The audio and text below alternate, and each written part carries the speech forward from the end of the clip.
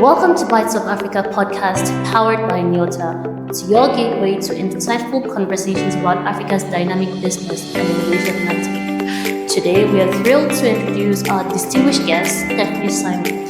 As the founder of Dartex Solutions, Stefanie is at the forefront of supporting the growth of the global business services ecosystem in Ghana and beyond, driving impactful change across the continent. Dartex Solutions' mission aligns perfectly with Nyota Talents, which empowers African professionals and connects them to global opportunities, nurturing talent and innovation. Stay tuned for an engaging and inspiring discussion on Bytes of Africa. Stefanie, we would like to start with something very important and personal to me. I would like you to give me a story, What first of all drew you into working with African talent and the international market and their companies? I've been working in an international context for over 20 years. I started in Eastern Europe in the IT sector and had a lot of interesting experiences there, also interculturally. And a few years, like over a decade back, I had my first project in a different context in Ghana. And I kind of, found it very interesting to bring those two together. So after a few years working in the development cooperation context and in supporting German businesses in Ghana and other African countries, I thought, connecting the two dots would be very interesting. And the more I got into the topic, the wider was basically the net. From Ghana, I went to Rwanda, I went to Kenya, I went to Cameroon, and there's more and more that is happening in that context. So I think the decision to go into the market and to the area of IT sourcing from Africa was right, but it's still kind of a difficult topic to address. But yeah, that's where I am. That's the space I am in, and this is where we also met. That's actually fascinating, and also tied to what we are doing. It's a little bit funny and different from how we started, because at the beginning we had this idea, but not as big as it became. So at the beginning, we just started by trying to supply African talents to the companies in our cycle. Then later on, we realized that this thing is actually big. There is a need to outsource work from the Europeans to Africa, and Africa has the right talent for it. So tell us about Dartex. Yes. So the idea was, like you said, how do we connect talent in Ghana with potential clients? And to be honest with you, it's a very, very difficult journey. Most of the companies that are in the business and that have the skill gap that everyone talks about are not confident to outsource into markets outside of Europe. It's not only about Africa, it's about outside Europe. So they are focused more on, Portugal, Poland, Romania, markets that they are more familiar with and that are within the EU. Many of them would never look at Ghana or Cameroon or other markets because they're just not familiar with it and the possibilities that are there. And the story of telling, we have a skill gap in Europe and there's lots of talent in Africa is also, it's a lot more complex than that. So when we talk about this story, we need to put some layers to it. For example, a lot of people talk about ITO and BPO as if these are two similar things. Yeah. It is very similar for people that are not very much in the business, but other than that, ITO and BPO are very, very different from the target group that you have as a client, the target group that you have as talent or as employees, the target what you want to achieve in terms of innovation or costs. So talking about this has become the main task of me and the team at Dartex, and what we do is not necessarily about, oh, I have a group of people here that can do your job. It's more about how do we even get the demand to be interested in the possibilities that are there, and how can we find or fine-tune what is available in these markets and prepare it for the demand side. Because, like I said, there's a lot more complexity to the story than to say, oh, we have a lot of talent and we have the demand. Because if you ask any German company at the moment about their skill gap, they will all be like, no, it's not that bad. It's not that bad. Now, let's see how it goes in 2, 3, 4, 5 years. But what are we in the African markets preparing for that we don't even really know? So it's very important to kind of connect these two.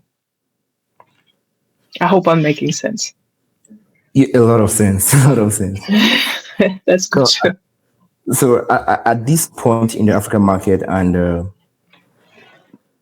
within the context of outsourcing, I feel like there is a lot of perspective that needs to be shifted, a lot of misunderstandings that needs to be corrected. And I think like it's also not something we can do in a year. It's progressive.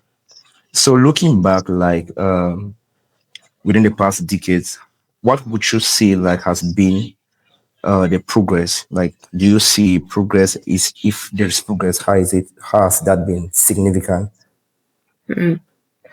So 5 to 10 years ago, there was no IT outsourcing, basically no IT outsourcing from Africa into the European market.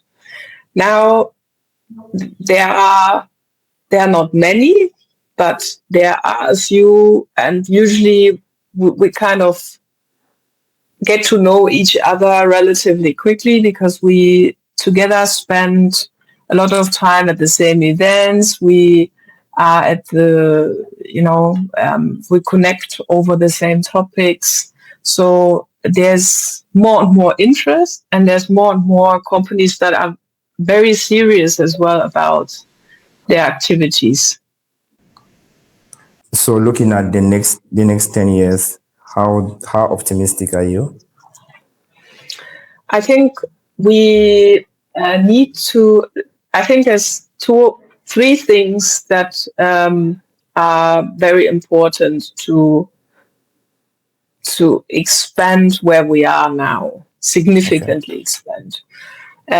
One is it needs the right programs and backing in the different countries. So, for example, university programs and attracting people to actually go into the IT sector. So, having very interesting lecturers, for example, making it attractive as a graduate to work in the sector. Programs that attracts high school students to go into university and graduate in the IT space. I think that's one. 2, we need positive examples of projects. So talking about how a company like Nyota Talents works with a German business and talk about how well that goes. That's the second part. And then the third part is we need demand generation programs in Germany and other EU countries to really have a basis for companies to understand what is available when it comes to IT sourcing. So I think these three things are the key success factors to move forward. Without it becomes very difficult, and we will remain a niche market basically, because we are all competing against each other more or less. If you talk to someone in the EU about software development, about IT support, the first question you will get asked is why am I doing that? Why should I do that in Ghana or Cameroon if I can go to India or Poland? So it's not like where you have pineapples that only grow in certain areas of the world, or chia nuts that only grow in certain areas of the world. IT skills you can find anywhere. So you mentioned something that is very peculiar to Cameroon, and the importance of programs that can actually motivate people to come into the tech ecosystem more. But there's kind of a paradox in Cameroon where most of those who are in schools now are not actually being taught what the market needs. So it makes it it makes it difficult to actually penetrate, because after graduation they still need to go to some kind of training to better their skills to be job ready, and but rather they've spent like longer amount of years in school learning what the market does not really need. Yes, I mean, I'm sure that's an issue, but I also think that is an issue almost everywhere. I don't think that teachers in schools anywhere in the world have that understanding, and in public schools being lectures and updated on what really is available. I think that is it's a bigger question. I mean, I remember that 20 years ago or something, I don't know which country it was, but it was a country that made sure that in their universities, I think somewhere Eastern Europe, made sure that in their universities they have top professors, really like top lecturers in their universities for the IT topic. And at the same time, everyone that graduated from computer science would have a tax, wouldn't have to pay taxes for the next X amount of years. So that became very attractive to people very quickly, because yes, you start a job in a Microsoft development center when you're 23, and you don't have to pay taxes for the next 3 or 4 or 5 years, and you earn a lot more money than your peers. So of course you would, be attracted to go into that. And that you don't need someone to tell you about it. I mean, this was before social media was big. Now you can get all the information really quickly as well that you need. And I think if you want to have if you're talking about tech-savvy youth, most people in like African countries, they're all young and they all have access, or many have access to phone, they have access to internet. So these information you can more quickly get than 20 years ago. So I think it's not only a matter of, informing, it's also a matter of finding the information for yourself as someone who's young and in school. Okay. I think at this point too, do you think global companies have a role to play in building teams in Africa? Is it of their interest? And if it is, like, how can they go about this, or how have they been going about this? So the only role of businesses is to do business. This is the first thing. That's what businesses do. If there's no business model for any business, they won't do it. If there's a business model for them, they will do it. I mean, none of the big companies that are active are doing anything like philanthropic. Of course, there'll be some activities here and there, but the first reason why a company decides to build a team or to train people in their technology is because they have a use case behind that. Yeah. So on the one hand, yes, that's the role they need to like consider if you're looking 5-10 years in the future. Where are those going to be based that are going to drive your technology, your development? There are a few examples like AWS, for example, that train in their technology in Africa in like big numbers. So there's things like that are already happening. There are development centers of technology companies in Nigeria and South Africa and other countries. And then there are others that have no footprint whatsoever. And the question is why. So there's it's like a give and take somehow on both sides. Yeah. So another realization we got while doing this was some companies out of Africa were like, how is the adoption of African companies hiring from Africa? Sometimes it becomes like they want to see the big companies in Africa hiring from Africa first to actually prove that this model works before they come in. So we've been looking into that, and most of the companies in Africa are interested in like hiring from Africa, but they cannot actually fill the gap or the demand that the globe, like the Europeans and the Western companies can fill. Is it something you've actually noticed, and how have you been able to handle that? Sorry, let me understand the question. I'm talking about the interest dynamic within African companies. The big ones is this one is the notion that they will prefer hiring professionals from outside the continent rather than hiring from the continent. This sometimes creates like some kind of phobia for European companies or Western companies to have interest in Africa. Is this something you've noticed? Not at all, actually. I have no example, maybe because I don't know about it, but I don't think that really is a topic. One thing that I have noticed, though, is that countries where you have a local market, for example,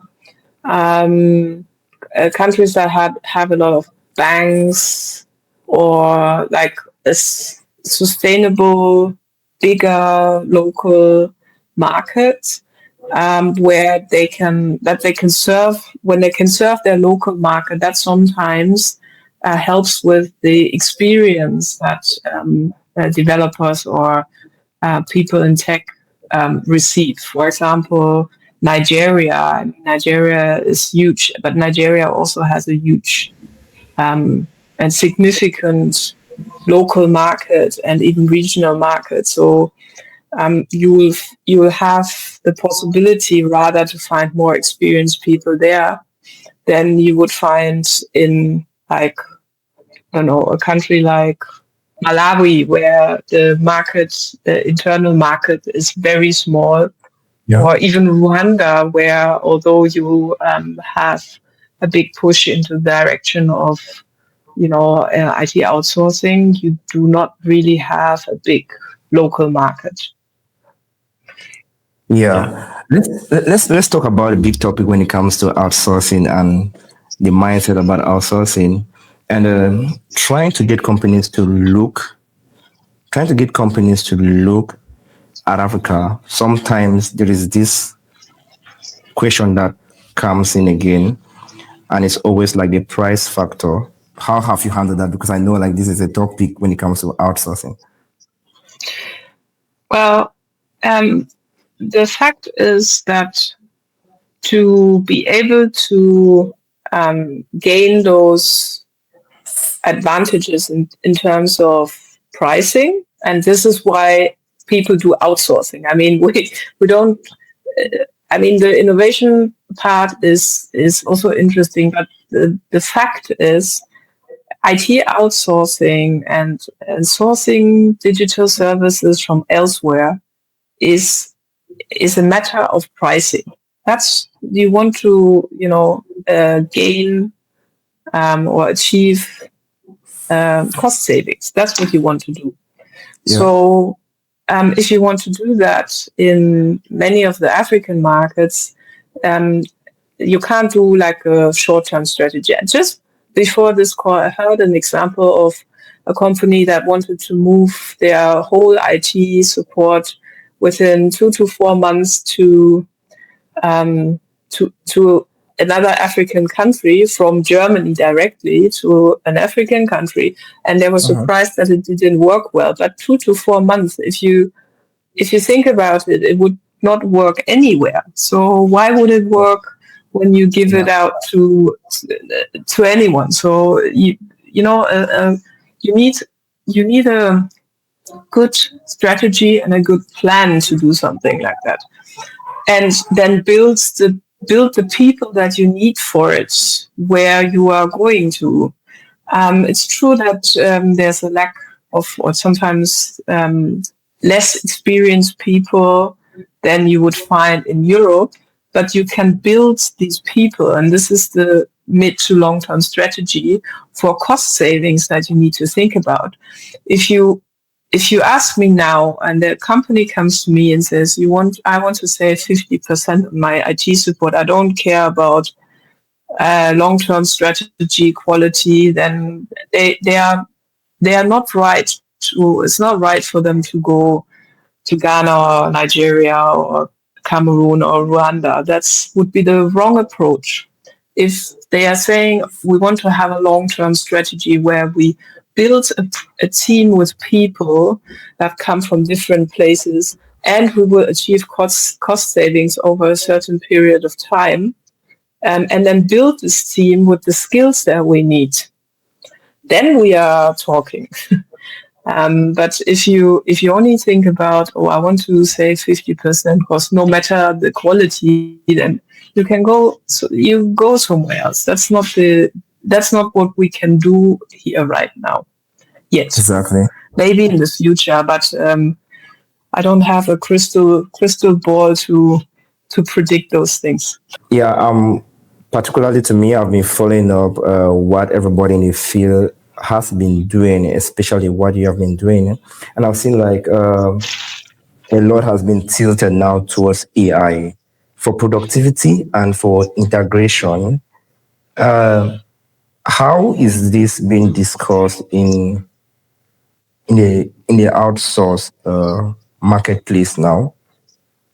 Yeah, there's a lot of resistance because people don't know how AI is going to change what they are doing at this point, and how far AI can go and all that. I only see it as a chance, because when we talk about leapfrogging, in African countries, you always had the advantage that there's been a development, and then you would be able to jump on that development and just leapfrog ahead, instead of having to go through all the cycles of the development. And it's going to be the same with AI. The capacity and the possibilities that we have with AI now is going to move us forward so much. But the question is, like, how is it also going to be in like a sensible way? But for example, junior developers now can use AI as like a supporting tool, something you didn't have a few years ago. So you can use that as a supporting tool and kind of move you ahead of the pack a little bit. Of course, others are using that too, but I think the usage and the access to AI and all that is a lot more like how you say, it's a lot more normalized. For example, in Ghana, then I see that in Germany. So why not use that for your advantage? And I mean, there's nothing we are discussing here that where AI is not going to have an impact on. So I think it's important that, like in every time technology changed the world, basically, to keep a close eye on it and like embrace it rather than cut it off, because AI is going to change everything and AI is going to be everything, you know. Yeah. Half a year ago, I didn't really understand what an AI agent is. Now I'm building my own. So this is how quickly that goes. And I grew up in a generation without a smartphone.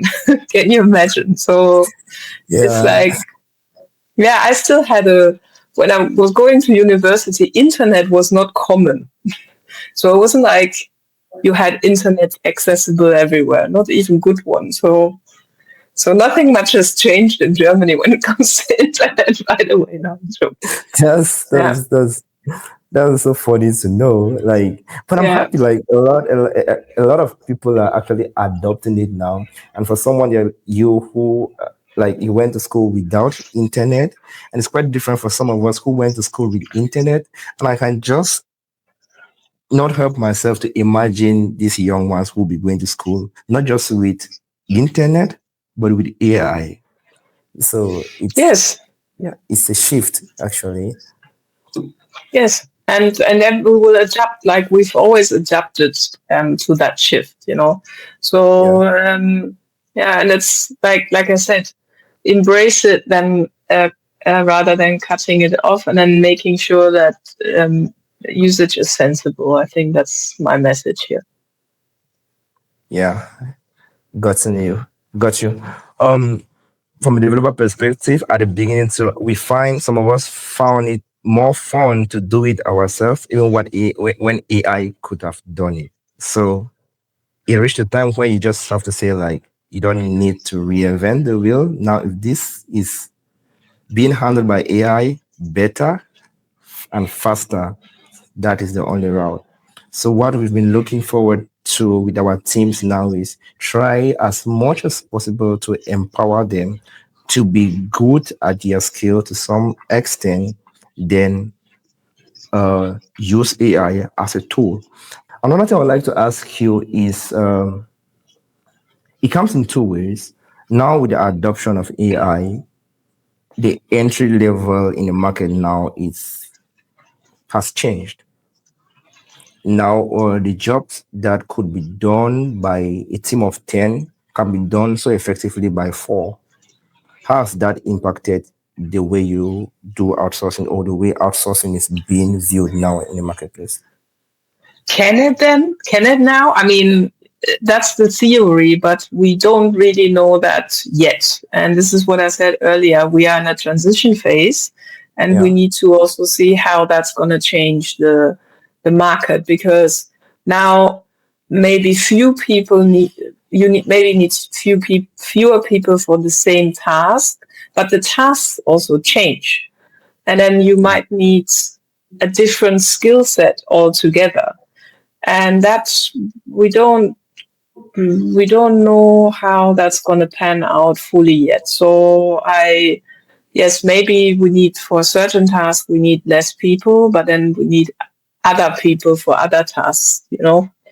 I always find that the discussion about a certain technology or something is taking away jobs is short-sighted, because, for example, when Amazon first came with delivery, a lot of shops closed, but it created a whole new form of employment with delivery services and logistical and storage services and the whole value chain that comes with it. So Okay. that's why I'm saying, let's hold our horses here for a moment. With in very particularly and narrow spaces, you might see exactly what you said, that okay, we're gonna scale down from 10 to 4, but the other 6, or at least 4 of them, are going to be needed for other jobs. So we also need to look at how our skills need to change to adjust to that. I think this also boils down to being in the team of the first adopters of AI, because it's only when you adopt this that you see where this is actually driving to. If you stay with the archaic way of doing things, you will be left behind actually. So I get the advice, and that's what we've been trying to push out here to most of our junior tech professionals that are coming up, and also the older ones. This is the shift here, guys. This is the route you need to take, and these are the things you need to be looking for in order to be valuable and be useful in the global marketplace, because there's actually no other route there. Yes. So, Stefanie, it's been a great conversation, and I think you've answered all of our questions also. Then, where can our viewers find you? I think you can find me on LinkedIn. Best is if you to connect over LinkedIn, and with specific questions or messages, I'm always happy to respond to that. Okay, thank you so much. Yeah. So there you have it, an insightful conversation with Stefanie Simon, founder of Dartex Solutions, hosted by Sam G. Marvis, CEO of Nyota Talents. If you are still watching, please hit the subscribe button for more content like this. Don't forget to hit that notification bell.